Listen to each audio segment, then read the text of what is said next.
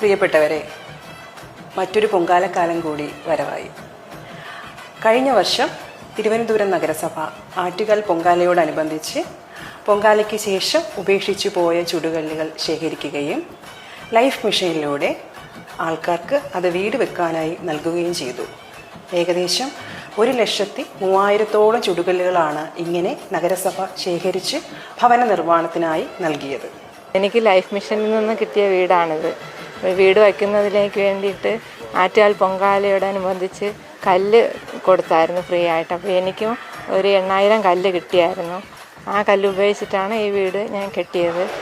ആ കല്ലിൻ്റെ പൈസ എനിക്ക് ലാഭിക്കാൻ പറ്റി.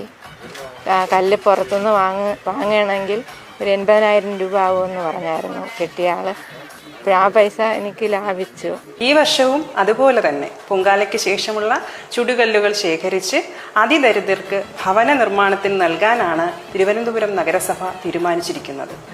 അതുകൊണ്ട് തന്നെ നിങ്ങൾ ഓരോരുത്തരും പൊങ്കാലയ്ക്ക് ശേഷമുള്ള ചുടുകല്ലുകൾ അതാത് സ്ഥലങ്ങളിൽ കേടുപാടുകൾ കൂടാതെ വച്ച് ഈ ബൃഹത്തായ ഉദ്യമത്തിൽ പങ്കാളികളാകണമെന്നും അഭ്യർത്ഥിക്കുകയാണ്.